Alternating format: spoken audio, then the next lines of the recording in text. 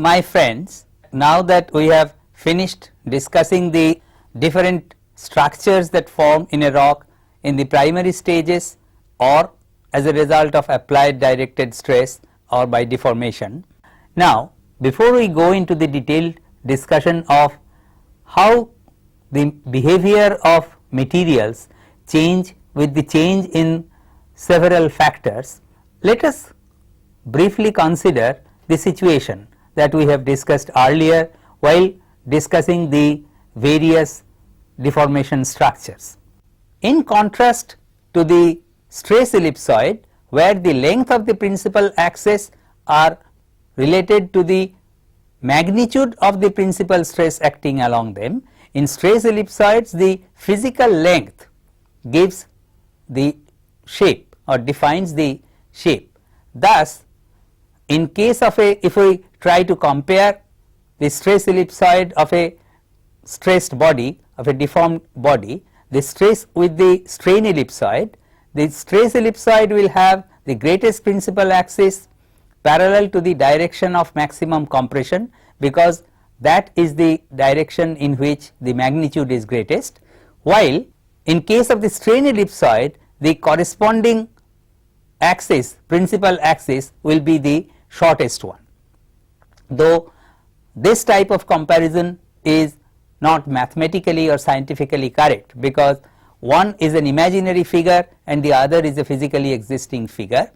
An idea about the stress ellipsoid and the strain ellipsoid can be had from this comparison.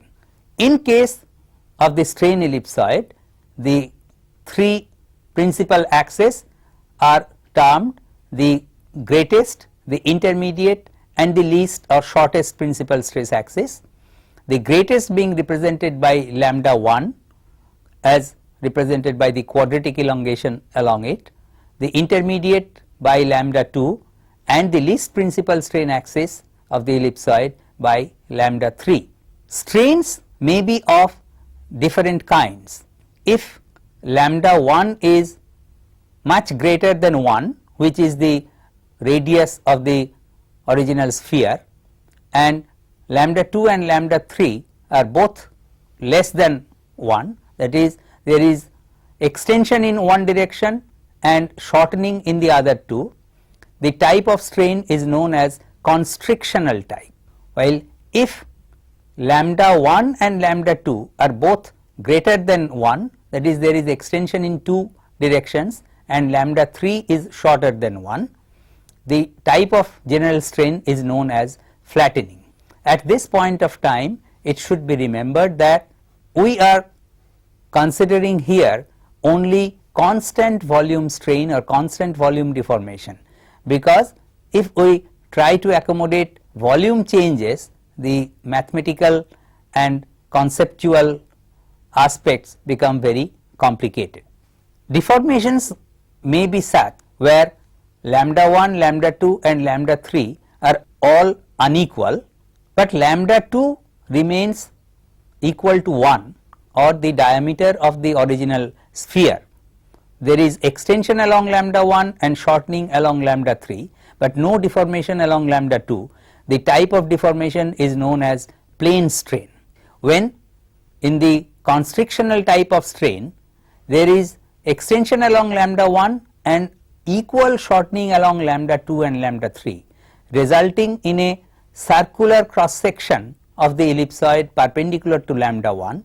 This is called as uniaxial extension, and the strain ellipsoid is known as a prolate strain ellipsoid, loosely called the cigar shaped strain ellipsoid. In flattening type, where there is extension along lambda 1 and lambda 2, if there is identical extension along lambda 1 and lambda 2 and shortening along lambda 3, then the cross section of the ellipsoid perpendicular to lambda 3 will be circular and whose diameter is greater than 1. This type of deformation is known as uniaxial flattening. The ellipsoid is called an oblate ellipsoid and loosely or generally called the pancake type of strain ellipsoid. So, we can see that there are 5 possible types of strain ellipsoid possible. One where there is extension along one direction and equal shortening along the other two, uniaxial extension. One where equal extension along two directions and shortening along the third, uniaxial flattening. There is general constriction, general flattening and plane strain. Several structural geologists have started to work on the mathematical representation of the different types of strain, and these can be seen in the works of Flynn, who has drawn a diagram representing these 5 types of strain. While on the subject of strain ellipsoid, let us try to look at the progressive deformation during a deformational phase. What happens is that at every point of time during a phase of deformation, continuous phase of deformation, new strains are added to the already strained body. During deformation, there may be 2 types of strain. One we call the coaxial strain, means that the orientation of the principal axis remain the same throughout the deformation history, and one we call the non-coaxial strain is where the orientation of the 3 principal axes of strain change during the deformation phase.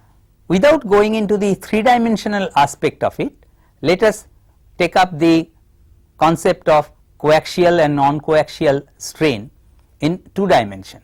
Let us consider a circle. If we superimpose the ellipse on the circle, there will be 2 lines which have not changed their length, where the ellipse and the circles intersect.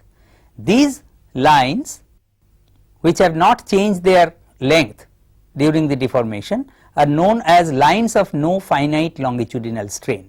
These 2 lines separate the ellipse into 4 zones, 2 of which are zones of extension and 2 of which are zones of shortening.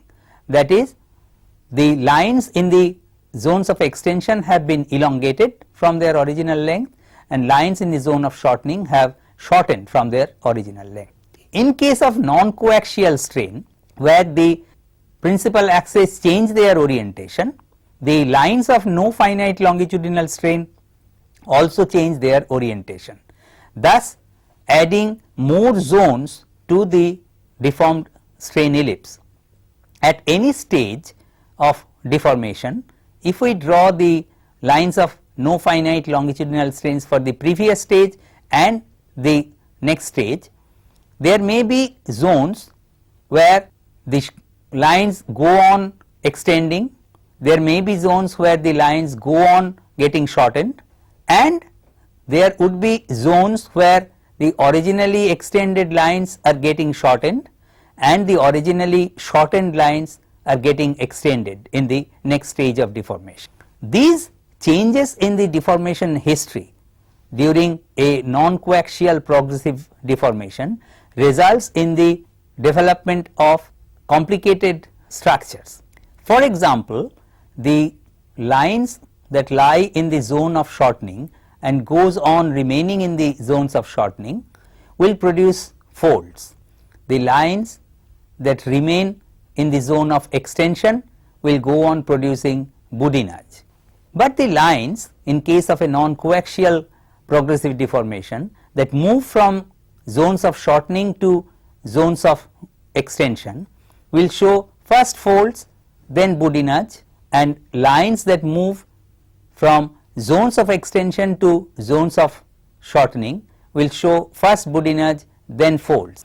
This will explain how rocks we find only folds along certain zones, only boudinage along certain zones, folded boudinage in certain areas and boudinaged fold in certain areas. This is a result of non-coaxial progressive deformation. By the way, strain can also be represented in 2 dimension by 2 simple parameters. When a square is deformed into a rhombohedron, that means that during this homogeneous strain the straight lines remain straight, but they change in angle. This type of deformation is known as simple shear.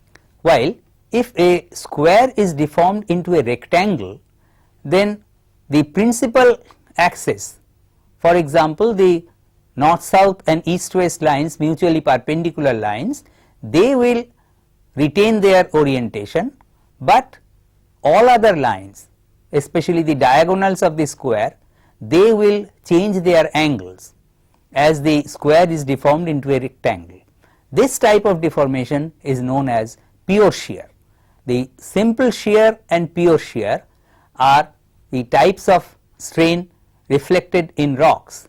The pure shear produces the foliations and lineations, where the foliations develop parallel to the lambda 1 and lambda 2 plane perpendicular to lambda 3, and in simple shear the fracture planes cause the folding of the planes by shearing along the fracture plane. So, now we have a idea about the stress and strain that are responsible for the development of folds and faults and joints in rocks. In our next episode, we shall be discussing how the deformation in rocks is controlled or governed by the physical parameters like temperature, pressure, time and presence of fluids.